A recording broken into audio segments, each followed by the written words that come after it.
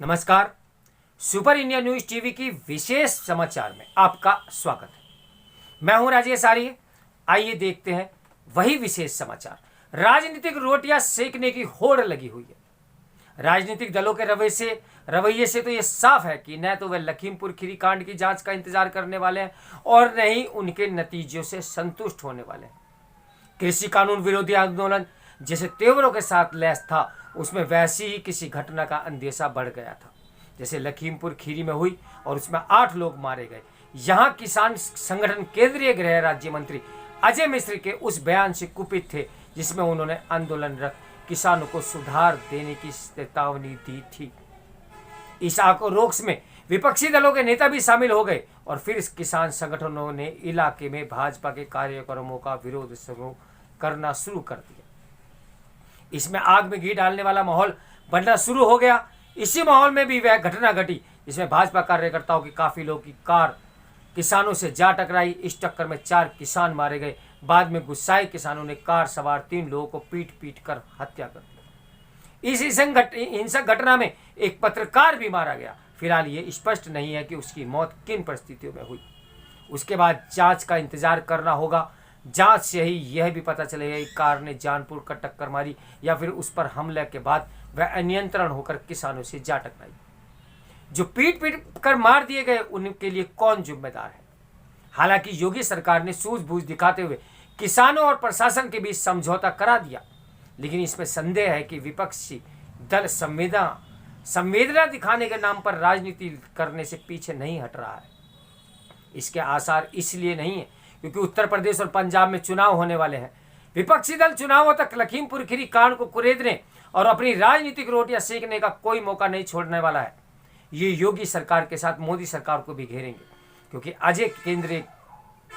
अजय मिश्र केंद्रीय गृह राज्य मंत्री है और उनके ही बेटे आशीष मिश्र पर यह आरोप है कि वह उस काफिले में था जिसकी कार ने किसानों को टक्कर मारी।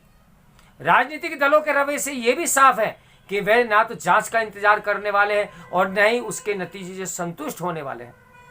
यह अच्छा है कि उच्चतम न्यायालय ने लखीमपुर कांड में हस्तक्षेप किया, लेकिन यह कहना कठिन है कि उसका दखल विपक्षी दलों को अपनी राजनीति करने से रोक पाएगा या नहीं। किसान आंदोलन के बहाने राजनीति करने में सबसे ज्यादा कांग्रेस सक्रिय है, लेकिन वह वही कांग्रेस है जिसने अपने घोषणा पत्र में वैसे ही कानून बनाने का वादा किया था जैसे मोदी सरकार ने बनाए। राहुल और प्रियंका गांधी के नेतृत्व में केंद्रीय किसानों को उकसाकर चुनावी लाभ लेने की कोशिश तो खूब कर रही है, लेकिन यह नहीं बता रही है कि कैसे कृषि कानून बनाए जाने चाहिए। यदि वह यह चाह रही है कि किसी तरह के ये नए कानून बनाने की जरूरत ही नहीं है, तो इसका मतलब है कि वे किसानों का भला ही चाहती ही नहीं। कांग्रेस किसान संगठनों को कितना भी उकसाए, कृषि कानूनों पर उसका विरोधाभासी रुख के कारण उसे कोई राजनीतिक लाभ मिलने वाला नहीं है। लखीमपुर कांड के बाद विपक्षी दलों के साथ किसान संगठन भी उग्र नजर आ रहे हैं। इस उग्रता के बीच किसान आंदोलनों की ओर से उठाए जा रहे मुद्दे पीछे जा रहे हैं। जो किसान संगठन अभी तक कृषि कानूनों को वापसी पर अड़े थे, वे अब केंद्रीय मंत्री के इस्तीफे और उनके बेटे की गिरफ्तारी की मांग पर जोर दे रहे हैं। हालांकि किसान संगठन और साथ ही उनका साथ दे रहे राजनीतिक दल इस कोशिश में है कि वह आंदोलन देश भर में फैले, लेकिन वह हरियाणा, पंजाब और पश्चिमी उत्तर प्रदेश तक ही सीमित है क्योंकि इस आंदोलन को उन्हीं इलाकों में धनी किसानों और आड़तियों एवं बिचौलियों चला रहे हैं। इस आंदोलन के आम किसानों और खासकर छोटे किसानों की भागीदारी न पहले थी और न ही अब है, क्योंकि उन्हें इस आंदोलन में अपना कोई हित दिख ही नहीं रहा है। समझना कठिन है कि बड़े किसान यह क्यों नहीं चाहते कि आम किसान बिना किसी बिचौलिए के अपनी फसल मनचाही जगह पर बेच सके।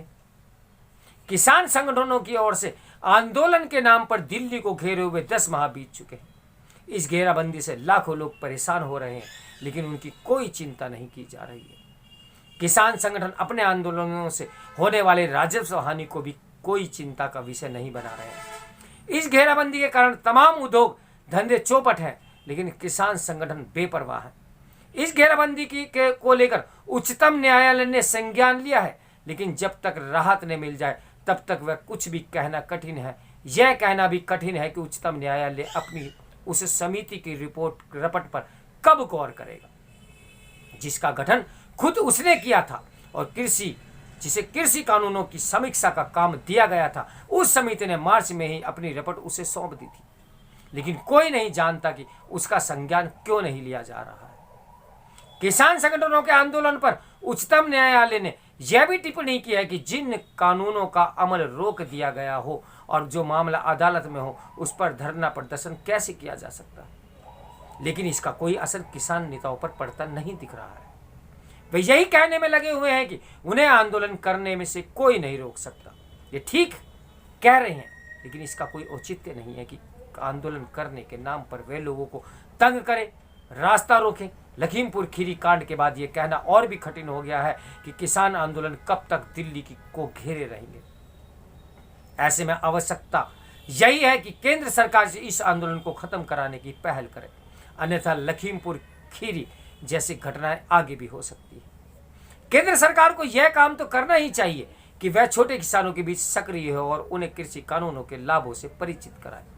यदि वह ये ऐसा करती है तो शायद बड़े किसानों को आंदोलनों को पहले ही कमजोर पड़ जाना चाहिए था। लगता है केंद्र सरकार उच्चतम न्यायालय के फैसले का इंतजार भर कर रही है।